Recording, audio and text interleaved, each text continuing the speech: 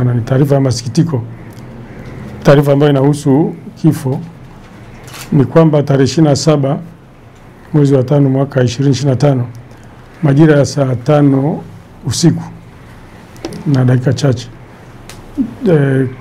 pale kituo cha polisi Bububu zilipokelewa taarifa kwamba maeneo ya Kizimbani, barabara ya Kizimbani kuelekea Bumbisudi kule wilaya ya Magharibi umeonekana mwili wa mtu mzima mwanaume ukiwa umelala pembeni mwa barabara.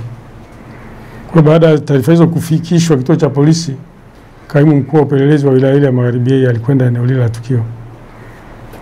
Alipofika ni kweli alikuta mtu amefariki, mtu mzima mwanaume, amevaa nguo zake, alikuwa amevaa kanzu. Kwa hiyo akaikabidi sasa au atende ule mwili au shughulikie. Miongoni mwa mambo aliyofanya ni kufanya upekuzi ule wa haraka, ule wa awali.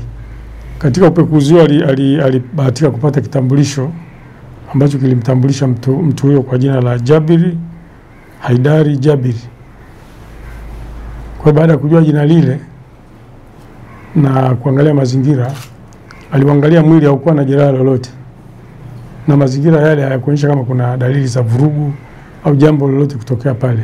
Hapakuwa na sign of struggle, hapakuwa na kitu chochote. Kwa hiyo ina imply kwamba ni mtu ambaye alipata madhara mahali fulani akaletwa pale, au alitokea sehemu fulani akafanya kuletwa pale, lakini haionyeshi kwamba kuna vurugu au shida iliyotokea pale.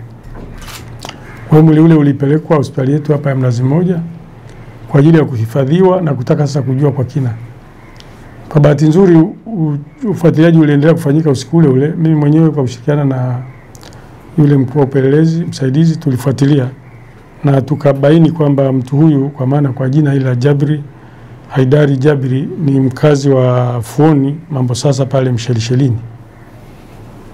Kwa hiyo tulifanya juhudi tukapata taarifa za awali ambazo ndo nataka sasa wananchi wapate angalau, kwa sababu najua wananchi wengi wanajua kwamba msiba huu umetokea, yuko pale hospitali ya Mnazi Mmoja.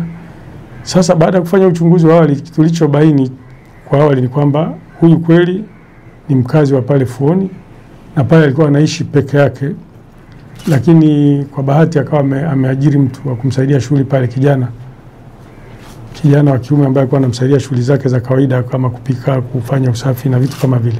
Kwa kwenye ile nyumba walikuwa wanakaa wawili. Na siku ya majira ya saa 12:30 alitembelewa na mtu ambaye ni kijana pia, lakini wanafahamiana. Yaani alivyoonekana wakati yule msaidizi wake alikuwa ndani, akaona yule anakuja pale, wakawa wamekaa sebuleni. Kwa hiyo jinsi walivyokuwa wanaongea na watu ambao walikuwa wanafahamiana. Kwa wale waliongea pale kama nusu saa hivi. Baada ya nusu saa wakaja vijana wengine, watu wengine 5 wakajiunga pale. Lakini wale walikuja na gari ambalo alijulikana kwamba ni gari either Noah au hizi Alphard jeupe. Alikujulikana exactly ni gari la aina gani. Walivyoingia wale wakaongea naye kidogo pale, wakakaa kwenye saa 2:30 wakaondoka wote. Wale waliokuja na yule mgeni wake wa kwanza ambaye alimfungulia yeye, wakawa wameongea wakaondoka wote, wakapanda kwenye gari wakaondoka. Alivyomuuliza akasema nitakujulisha.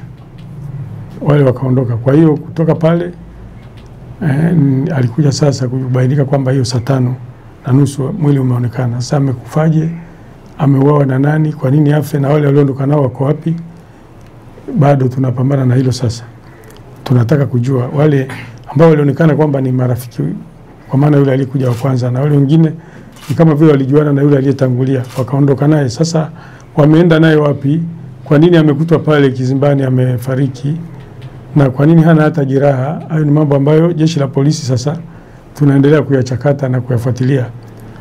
Na uhakika niwahakikishie wananchi wa mkoa Mjini Magharibi kwamba kwa hatua hii tuliyofikia tutajua ni kina nani waliokuwa pale, walioondoka naye na nini kilichotokea. Kwa hiyo tuombe wananchi tuwajue kwamba ni mazingira ni hayo. Ndivyo hivyo tukio lilivyotokea. Hayo ndo makubwa nilitaka kuongea na nyinyi. Najua kuna minong'ono mingi mtaani, lakini hayo ndo ambayo yapo na mimi ndo na wajibu wa kuyasema hivi.